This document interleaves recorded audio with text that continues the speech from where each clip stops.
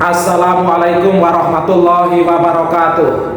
Alhamdulillahi rabbil alamin. Alhamdulillahi wala ilaha illallah. Alhamdulillahi wala haula wala quwata illa billah. Allahumma sholli ala Muhammad wa ala ali Muhammad. Hasbunallahu wa ni'mal wakil, ni'mal maula wa ni'man nasir. Ya jal jalali wal ikram.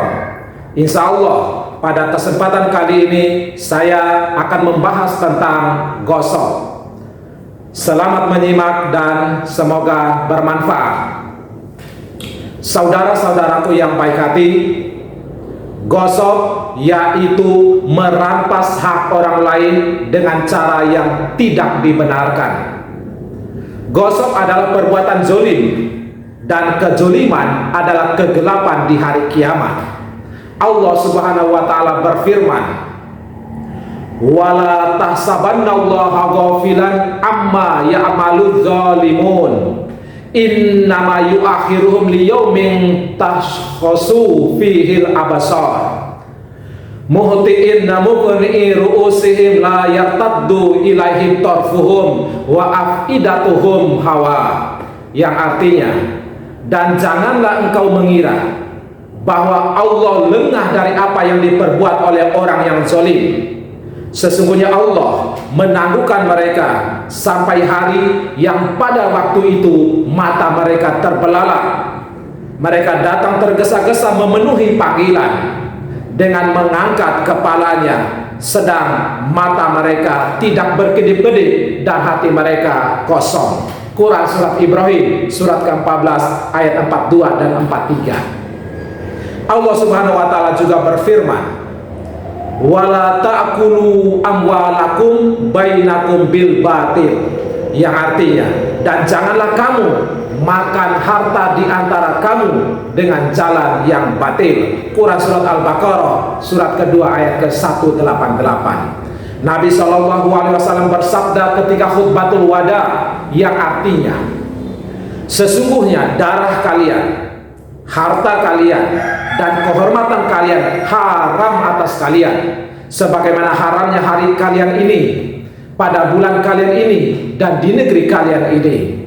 Hadis ini sahih. Silakan baca kitab Sahih Al-Jami'us Shaghir nomor 268. Dari Abu Hurairah radhiyallahu anhu, ia berkata, Nabi SAW bersabda, yang artinya, tidaklah seseorang berzina ketika berzina dalam keadaan beriman, dan tidaklah seseorang minum khamar ketika meminumnya dalam keadaan beriman, dan tidaklah seseorang mencuri ketika mencuri dalam keadaan beriman, dan tidaklah seseorang merampas suatu rampasan yang mana orang-orang mengangkat pandangan kepadanya ketika ia merampasnya dalam keadaan beriman.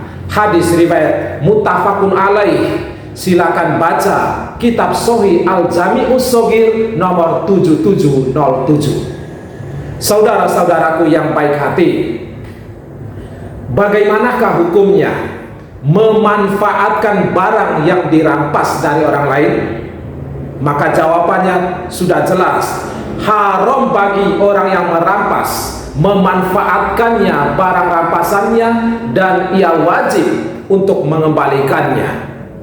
Dari Abdullah bin As-Sa'ib bin Zaid, dari ayahnya, dari kakeknya radhiyallahu anhu, bahwa ia mendengar Rasulullah sallallahu alaihi wasallam bersabda, yang artinya, janganlah salah seorang dari kalian mengambil barang saudaranya tidak dengan main-main, tidak pula sungguhan.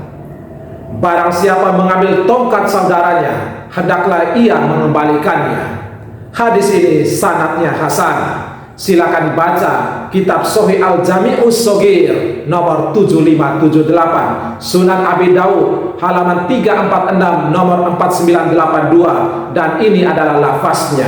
Sunan At-Tirmidzi halaman 313 nomor 2249, dan lafaznya la ya'khudh ahadukum asa akhi, yang artinya janganlah salah seorang dari kalian mengambil tongkat saudaranya.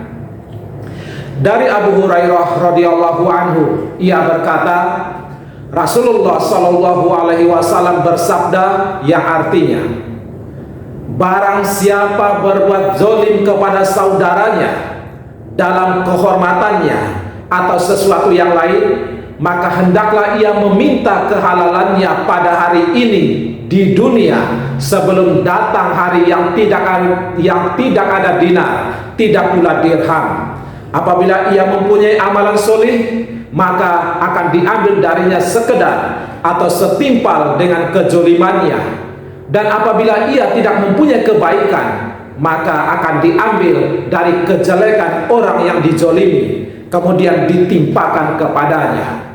Hadis ini sanadnya sahih. Silakan baca kitab Sahih Al-Jami'us Shaghir nomor 6511, Sahih Al-Bukhari halaman 101 nomor 2449, Sunan At-Tirmizi halaman 36 nomor 2534 dengan maknanya. Saudara-saudaraku yang baik hati, orang yang terbunuh karena mempertahankan hartanya, maka derajatnya sama dengan mati syahid. Seseorang diperbolehkan untuk membela dirinya dan hartanya jika ada orang yang ingin membunuh atau mengambil hartanya tersebut. Dari Abu Hurairah radhiyallahu anhu, ia berkata, seseorang datang kepada Nabi Shallallahu Alaihi Wasallam seraya berkata yang artinya, wahai Rasulullah, apakah pendapatmu jika seseorang datang ingin mengambil hartaku? Beliau Shallallahu Alaihi Wasallam menjawab, jangan engkau berikan. Ia berkata lagi, apa pendapatmu jika ia memerangiku? Beliau Shallallahu Alaihi Wasallam menjawab, perangilah ia. Ia berkata lagi, apa pendapatmu jika ia membunuhku? Beliau Shallallahu Alaihi Wasallam menjawab, maka engkau syahid. Ia berkata lagi, apa pendapatmu jika aku yang membunuhnya? Beliau Shallallahu Alaihi Wasallam menjawab, dia di neraka. Hadis ini sanadnya sahih.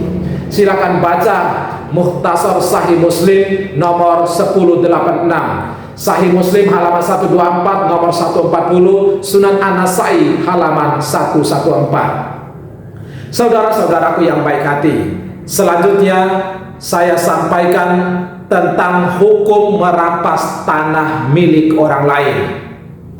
Dari Sa'id bin Zaid radhiyallahu anhu, ia berkata, aku mendengar Rasulullah Shallallahu Alaihi Wasallam bersabda yang artinya, barang siapa mengambil sedikit tanah dengan cara yang zalim, maka Allah akan mengalungkan kepadanya dari 7 lapis bumi. Hadis riwayat muttafaqun alaih. Silakan baca kitab Sahih Al-Bukhari halaman 103 nomor 2452, Sahih Muslim halaman 1230 nomor 1610. Dari Salim, dari ayahnya radhiyallahu anhu, ia berkata, Nabi Shallallahu Alaihi Wasallam bersabda yang artinya, barang siapa yang mengambil tanah sedikit saja dengan cara yang tidak dibenarkan, maka ia dibenamkan ke dalam tanah tersebut pada hari kiamat hingga 7 lapis bumi. Hadis ini sanadnya sahih. Silakan baca kitab Sahih Al-Jami'us Shaghir nomor 6385, Sahih Al-Bukhari halaman 103 nomor 2454. Saudara-saudaraku yang baik hati, barang siapa merampas tanah lalu ia menanaminya atau membangun sesuatu di atasnya, maka ia diharuskan mencabut tanamannya dan menghancurkan bangunannya. Hal ini berdasarkan sabda dari Nabi Shallallahu Alaihi Wasallam yang artinya, tidak ada hak bagi keringat orang yang zalim. Hadis ini sanadnya sahih. Silakan baca kitab Sahih Sunan At-Tirmizi nomor 1113, Sunan At-Tirmizi halaman 419 nomor 1394, Al-Baihaqi nomor 142. Apabila ia mengolahnya, maka ia mengambil nafkahnya dan tanamannya bagi orang yang memiliki tanah. Dalilnya dari Rafi bin Khudaij bahwa Nabi Shallallahu Alaihi Wasallam bersabda yang artinya, barang siapa menanam di atas tanah suatu kaum tanpa seizin mereka, maka ia tidak memiliki apapun dari tanaman itu, namun ia mendapatkan nafkahnya.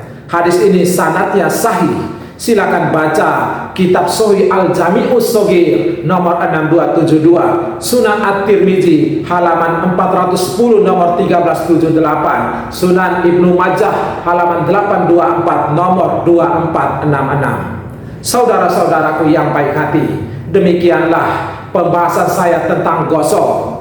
Barang siapa yang merasa dirinya sudah terlanjur mengambil tanah atau merampas hak milik orang lain, maka segeralah mengembalikannya atau meminta kehalalan dari pemiliknya.